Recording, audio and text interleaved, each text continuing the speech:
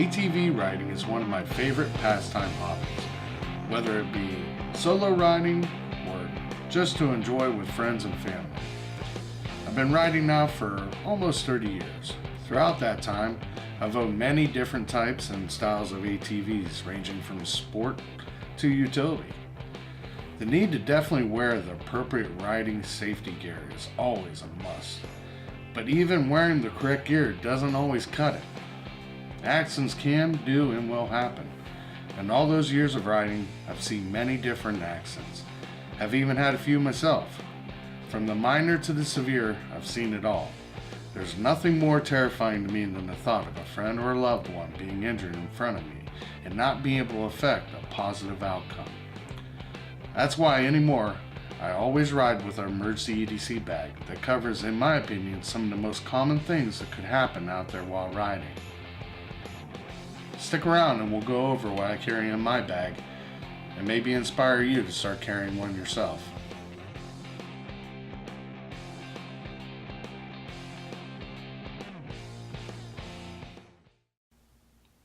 Hey guys, Matt here, Common Family Survival. Let's take a look at the bag first and then we'll get into the contents. What we have here is the Onetigris Clawhammer. It is part of their Life Gear line of products. If you've never checked them out before, check them out. There'll be a link down below if you're interested in checking this bag out. Highly recommend you check it out. Now, one reason why I like this bag is for the simple fact it's a sling bag. It's a tactical sling bag, which makes it a little bit more durable than your average day-to-day type bags. But what makes this bag unique is the ability to be able to actually take the straps, tuck them in this back part here, and when you do so, it allows you to be able to pack it away without the straps being in a way. You can actually use it as a handbag types of sorts, which makes it a really nice feature. Another reason why I chose this bag as my emergency EDC was the simple fact of being able to access it. If I'm riding by myself and I would need to access the contents of this, and say one of my arms was injured or something like that, I would be able to slide it using either hand to be able to get into the contents. Now obviously you can't prepare for every situation that can arise. I mean, if you did, you're going to end up carrying one of the bags like I got behind me. It's just impractical to be able to carry a full ambulance behind you. So more or less over the years, I've paid attention to what I've seen and things like that, of what may have been useful out there. And that's where I've come up with the contents of this kit. You know, the three major things that you're going to run into when out there riding ATVs and an accident does happen would be some kind of puncture wound, some kind of foreign object in the eye, or arterial bleeding. So that's what this is focused around. You know, it's important to remember this isn't a first aid kit. This is solely focused around those key points of, you know, going against those. Now I do have items in here that go a little bit beyond that, but for the most part, that's where we're centered around, is those key things, you know, those life-threatening types of situations. So let's tear into it and see, show you what all we got in here. All right, for the main compartment, right out of the chute, we'll just go over these. I like to keep things in Ziploc, like freezer bags. Just helps to keep them protected in case things get wet or whatever, you know. But one thing I do like to keep is, this is a soft shell splint. And what this is you're able to form this wherever you need to. Say if you had some type of break or whatever, you could use this on the leg, or, you know, wherever you needed to, whatever limb you needed to help support, and then use tape or any kind of binding material you might have in your kit to help support that limb. I carry tongue depressors, but also if you needed to, say a hand got smashed or something like that, or a finger got broke or whatever, you could use these to help brace that up. So there's that. I like to carry a large size bandana for obvious reasons, whether you need to be clean off something, help wipe off something, use as a triangle bandage, or help keep compression on something, or use as a sling.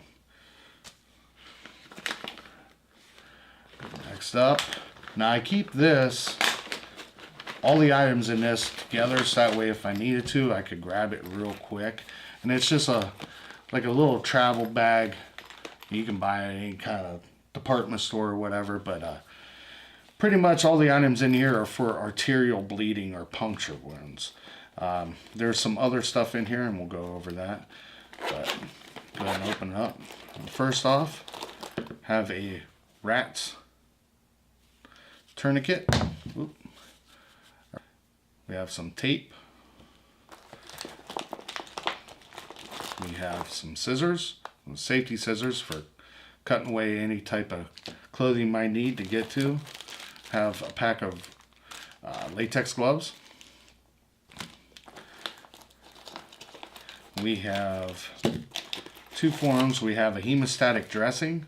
Now, if you're not familiar with what a hemostatic dressing is it's more or less got a coagulant agent. Sorry if I didn't say that right, but it helps stop bleeding. You compress it, it helps absorb and stop the bleeding. So, very good thing to have. We got another clotting sponge. And that was a dressing. This is a sponge. This is something that you would put on top there. Same thing, same type of effect, just a different brand. This is Quick Clot. We have self-adhering bandage, and that you use for keeping pressure on the dressing or on the splint or whatever you needed to use that for. It's kind of a multi-purpose item. Then we have some sterile sponge, and then we have a couple packs of dressing sponges, and then we have a couple iPads. And that's everything in that kit. Next, we move to this is a neat product. This is made by Halo. It's a Halo Seals.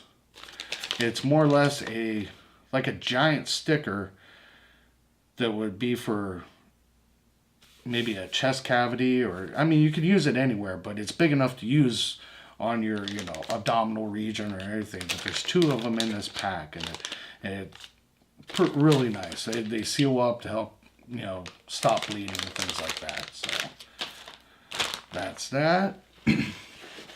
Next up, I keep a bottle of water. Now this water isn't for drinking. This water is actually for wound care. Now, if you got obstruction in the eye, or if you had a protruding bone, or if you had a really bad cut or something, before you would go and put any kind of dressing on there and stuff like that, you would want to clean it out. Or if you want to flush your eye out, poke a hole in the top of the lid, and you have, in essence, a squirt bottle to actually give some pressure behind the water as you flush out either the eye or the wound or whatever. But it's really, really neat little trick. But yeah, definitely not for drinking, more for first aid. Next up, I keep one of these little waterproof type containers. Now what's in here, I keep a few miscellaneous things. We have smelling salts, emergency whistle, some more tape. We have a couple different type gels. We have a burn cream in case somebody would get, accidentally burn on a muffler or a hot engine or something like that. Some antibiotic ointment. We have some alcohol pads and some benzodiazepine pads, more or less sterile pads, and we have some emergency matches. So that's the contents of that. Next up, we have flashlight. Just a pen light, something small, so that way if you need to be able to see or be able to see obstruction or whatever, this is a really good item to have. It's small, packs away easily, very easy to use. And that's everything in the main compartment. Now we go to the secondary compartment. And in here, I do keep, this is an ouch pouch. This is something that was made by Wild Hedgehog Tactical. And I'll provide a link to this because it's a pretty neat little product. So down in the description will be a link for this. But it has contents. It has a extra pair of nitrile gloves. It's got little band-aids in it, a gauze pad, aspirin pack, and a histamine pack, ibuprofen pack, a medical tape, antibiotic gel, pack of sterile strips, Perel wipes, iodine wipes, and alcohol wipes. And like I said, it's even got a few other things in here that it doesn't list, but like kind of Pepto-Bismol tabs and for upset stomach thing. It's just a neat little, tiny little first aid pouch, so that way it takes this kit just a little bit further. Multi-tool, I always have one. That way if I actually needed to saw a branch or whatever to make a bigger splint or whatever, multi-tool. It's a Leatherman. And I always keep a space blanket. Now this is a multi-type tool thing. You know, if you needed shade or something, be able to tie this up, give a nice shade. If you needed a clean area to lay somebody down, here you go. I mean, there's a lot of different things. Somebody going in shock, a lot for rescue. Perfect way to signal for rescue. So it's one of the multi-purpose type items. But that's pretty much everything. But yeah, I highly recommend you check out the Onetigris Clawhammer. And like I said, it's pretty much up to you. Couple tips for building your own kit. Build it to your experience. Build it to your knowledge. Don't put stuff in there you don't know how to use. I mean, it's really, you can almost hurt somebody worse by not knowing how to use something right. Some things can be dangerous. So build it to your knowledge. Build it to your skill level. You know, you might not want to have some of these other things. You might only be comfortable with something else. Or you might even have the knowledge to even add more stuff to this. You know, the sky's the limit. Now, the reason why I chose such a smaller bag for this is because when you're riding and everything, I like to ride it on my back, like I said. And having too big of a pack, you tend to go overboard putting too much stuff in it. And having that bounce around on your back and everything, it really can get old. So, yeah, I highly recommend you try and fit your kit into a smaller bag like the Clawhammer. It's the best way to go. So, but hey, hope you guys liked this video. And until next time, we'll catch you later.